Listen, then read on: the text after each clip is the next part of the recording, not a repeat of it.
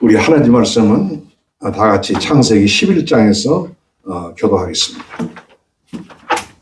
오늘 기도에 앞서서 드러나는 구속의 역사, 이런 제목하에 잠시 말씀을 나누겠습니다. 오늘 창세기 11장은 인류 역사의 어떤 중요한 새로운 질서를 예고하고 있습니다.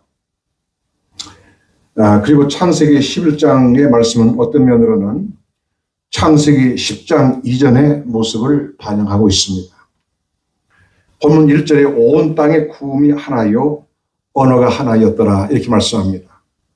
이 말씀은 노아의 세 아들들을 통해서 난 자손들이 여러 민족으로 나누고 흩어지기 이전의 상황이기 때문입니다.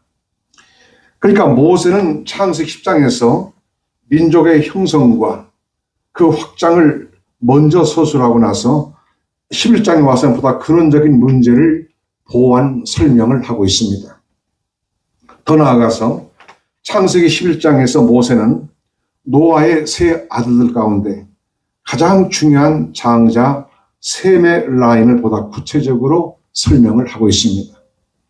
이 셈의 계보는 인류의 구주이신 그리스도로 이어지는 라인이기 때문에 모세는 이 부분을 별도로 다루고 또 맨 나중에 다루고 있습니다. 성경은 인류를 말하고 지리를 말하고 역사를 말하고 윤리를 말하고 때로는 과학을 말하기도 하지만 그런 것들을 말하는 것이 성경의 목적은 아닙니다. 성경의 목적은 언제나 인류의 구주이신 그리스도를 드러내 보이는 것입니다. 창세기는 인류의 구주이신 그리스도가 우리 인류의 역사 가운데서 어떠한 배경을 가지고 또 어떠한 라인을 따라서 오시는지를 보여주고자 하는 것이에요. 그런 면에서 오늘 창세기 11장의 말씀은 매우 중요합니다. 첫째, 본문은 우선 바벨탑 사건에 대해서 말씀을 하고 있습니다. 본문 1절로 9절까지를 쭉 보면 바벨탑 사건에 대해서 상세하게 말씀을 하고 있어요. 우선 1절에 온 땅의 구음이 하나요 언어가 하나였더라 이렇게 말씀하고 있습니다. 구음이 하나였다, 언어가 하나였다 하는 것은 한 조상 노아에게 나온 자손들의 말이 처음에는 명백하게 동일하였을 것입니다. 2절에 그들이 동방으로 옮겨가다가 신할 평지를 만나 거기 거하고, 이는 저들이 방주에서 나와서 이제 아라랏산을 떠나서 점차 신할 평지 곧 바벨론 지역으로 이동한 것을 의미합니다. 신할 평지에 이르렀을 때 저희들은 더 이상 이동하지 말고 이곳에서 함께 모여 살자 이렇게 서로 합의를 했습니다. 아마 신할 평지가 굉장히 좋았던 것 같아요. 그래서 크고 높은 탑을 건설하기 시작했습니다. 이 탑을 중심으로 흩어지지 말고 함께 모여 살자고 합의를 한 것입니다. 이는 하나님의 뜻에 반하는 것입니다. 이에 하나님이 저들을 흩으시기로 작정하시고 저들의 언어를 혼잡게 만드셨습니다. 언어가 통하지 않으니 함께 살 수도 없고 또 함께 일을 할 수도 없습니다. 언어가 통하지 않으니 이제 건축하는 일은 실패했습니다. 바벨탑 사건은 쉽게 말해서 하나님을 제외한 사람 중심의 운동이었습니다. 첫째, 바벨탑 건축은 인간의 자력으로 인간의 목적을 달성하려는 운동이었습니다. 본문 3절에 서로 말하되 자 벽돌을 만들어 견고히 굽자하고 이에 벽돌로 돌을 대신하며 역청으로 진흙을 대신하고 이렇게 말씀합니다. 본문 4절에 또 말하되 자 성과 대를 쌓아 대 꼭대기를 하늘에 닿게 하여 우리 이름을 내고 온 지면에 흩어짐을 면하자 하였더니, 이걸 보면은 저들이 하나님을 의지하지 않고 자신들의 힘만을 의지한 것입니다.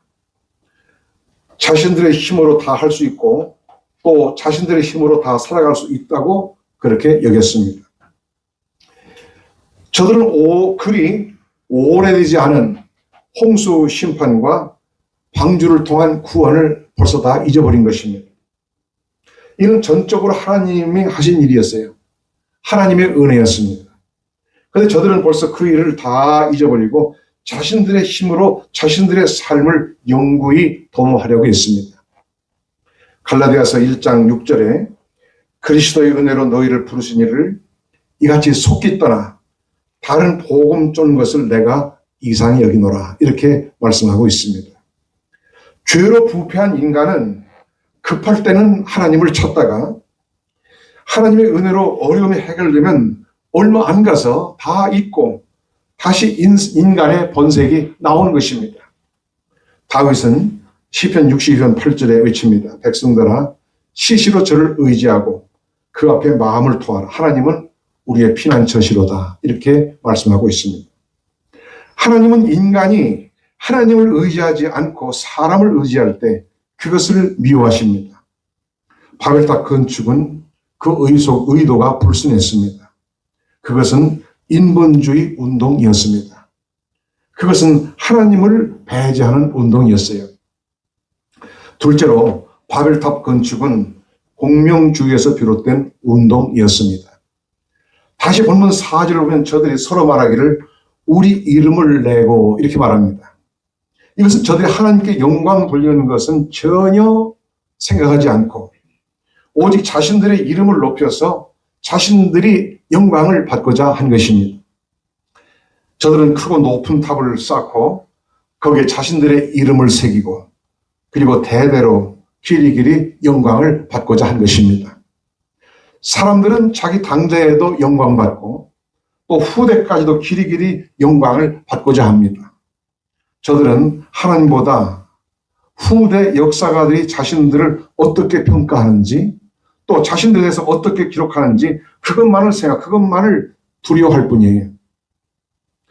그러나 사람도 역사도 이 세상에 속한 것이니 심판자는 아닙니다. 진정한 심판자는 하나님이십니다.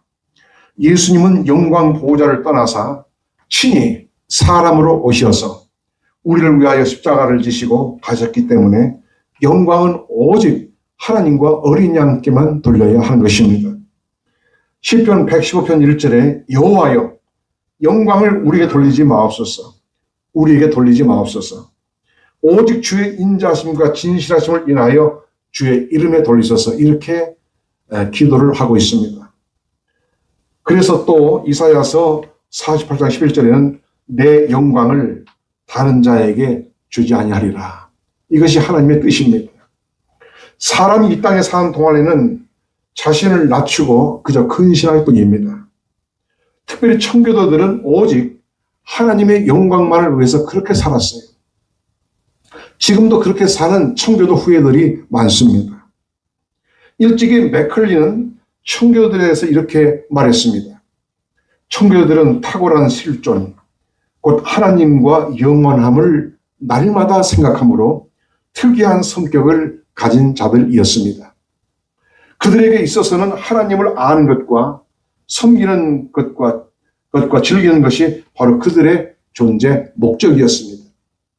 따라서 그들은 땅의 명성을 멸시했습니다. 그들은 높아지기를 원치 않고 다만 하나님의 은혜를 원할 뿐이었습니다. 그들은 하나님의 은혜로 만족하며 이 세상 업적이라는 것과 명예라는 것을 없인 여겼습니다. 이렇게 말했습니다. 이러므로 진실한 성도는 사람들에게 칭찬받는 것을 미워해야 합니다. 오늘 바벨탑 운동은 하나님의 자리에 올라가려는 운동이니 하나님이 반드시 저들을 흩으십니다. 사실 하나님은 지금도 그렇게 하십니다. 셋째로 바벨탑 건축은 집합주의에서 나온 운동이었습니다. 본문 4절 다시 오면 온 지면의 흩어짐을 면하자 하였더니, 사람들이 하나님을 중심으로 단합한 것은 좋은 일입니다. 성도들이 교회를 중심으로 모여 사는 것은 좋은 일입니다. 그러나 인간의 업적을 중시하고 사람들끼리 똘똘 뭉치는 것은 그것이 곧 인간을 숭배하는 일이기 때문에 하나님께서 기뻐하시지 않아요. 하나님은 저들의 언어를 혼잡케 하시고 그 일을 중단시키셨습니다. 하나님은 이 바벨탑 쌓는 일을 매우 엄중하게 보셨어요. 이는 하나님을 배제하고 나아가서 하나님께 도전하기 때문입니다. 4절에 대 꼭대기를 하늘에 닿게 하여, 이렇게 말씀합니다. 하늘까지 그 대를 닿게 하자. 그래서 7절에 자 우리가 내려가서 거기서 그들의 언어를 혼잡케 하여 그들로 서로 알아듣지 못하게 하자 하시고, 여호와께서 거기서 그들을 온 지면에 흩으신 거로 그들이 성쌓기를 그쳤더라. 하나님께 도전한 것이죠, 사실은. 여기 우리가 내려가서 하는 말씀이 나오는데, 이것은 성삼위 하나님을 일컫는 말입니다. 여러분, 하나님을 배제하는 전체주의, 집단주의는 적그리스도 운동입니다. 이러한 사상을 가지고 움직이는 나라나 세력들은 하나님께서 반드시 심판하세요. 저들은 잠시 득세할지 모르지만 결코 그 세력이 오래가지 못합니다. 과거도 그렇고 현재도 마찬가지입니다. 9절에 그러므로 그 이름을 바벨이라 하였으니 이는 여호와께서 거기서 온 땅의 언어를 혼잡게 하셨습니다. 여호와께서 거기서 그들을 온 지면에 흩으셨더라. 하나님의 뜻은 인류가 온 땅에 흩어지는 것입니다. 어떤 사람은 그러는데, 세계에서 유대인이 가장 넓은 지역에 흩어져 사는데 유대인보다 더 많이 흩어져 사는 게 한국 사람들이라고 합니다. 좌간 하나님의 뜻은 생육하고 번성하여 땅에 충만하고 땅을 정복하는 것입니다. 우리는 하나님이 주신 이 비전을 가지고 기도하고 움직여 나가야 합니다. 그래서 다윗처럼 주의 인자는 커서 하늘에 미치고 주의 진리는 공창에 이르나이다, 이렇게 찬양하는 저와 여러분 되시기를 축원합니다.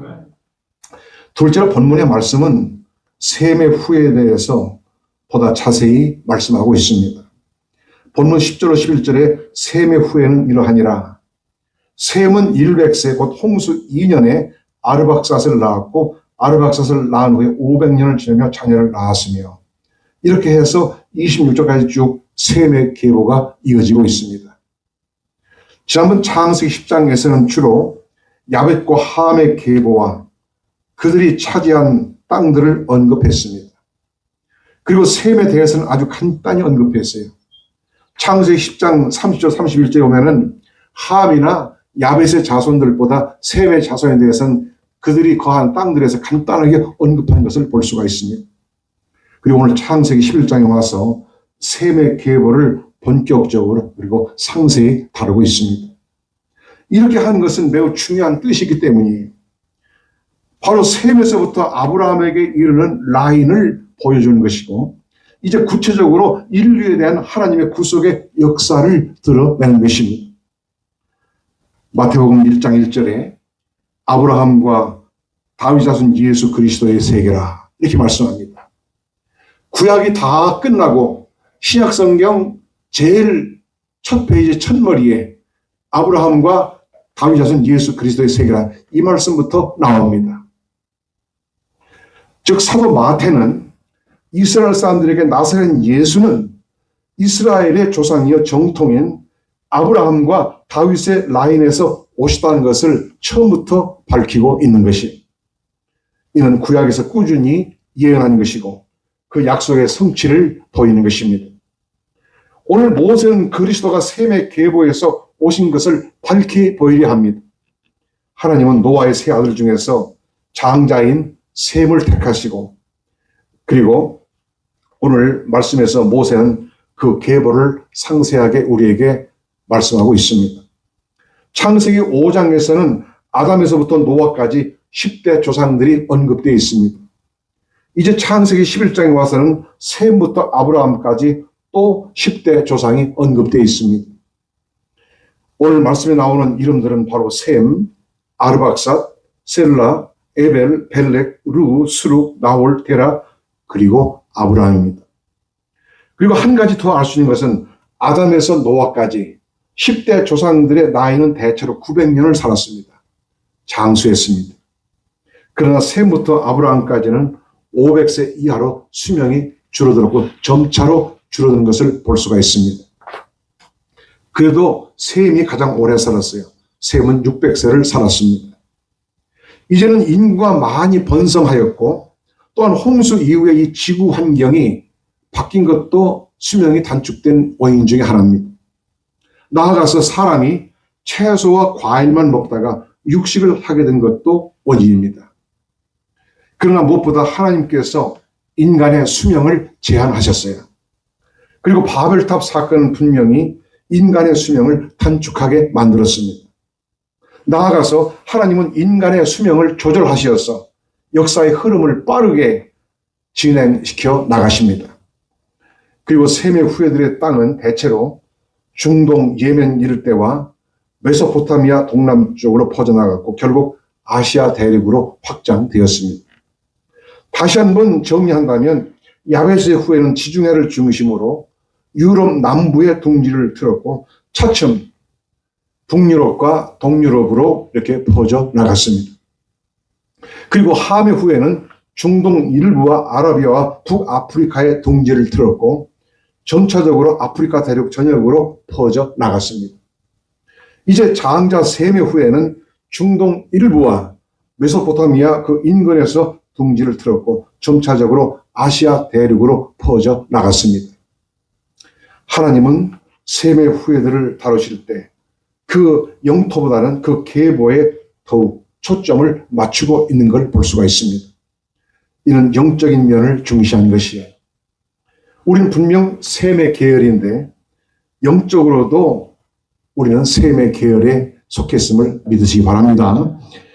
셋째로 본문은 구속의 역사를 확연하게 드러냈습니다. 27절로 32절까지는 데라와 아브라함의 이야기로 초점이 이제 맞춰지고 있습니다. 이제 하나님의 구원의 계시가 본격적으로 그 모습을 드러내고 있어요. 일찍이 아브라함의 아버지 데라는 저 바벨론 갈대아 우르에서 살았습니다. 거기서 데라는 세 아들을 낳았어요. 27절에 데라의 후예는 이러하니라. 데라는 아브라함과 나홀과 하란을 낳았고 하란은 롯을 낳았으니 라고 말씀합니다. 이것이 지금까지 나타난 데라의 후예들인데 데라는 사실 좀 불행했습니다. 첫째, 그의 아들 하란이 롯을 남겨놓고서 일찍 세상을 떠난 것인데 자식이 아비보다 먼저 숨을 거두는 것은 가슴 아픈 일입니다. 둘째, 그의 아들 아브라함의 아내는 잉태하지 못했습니다.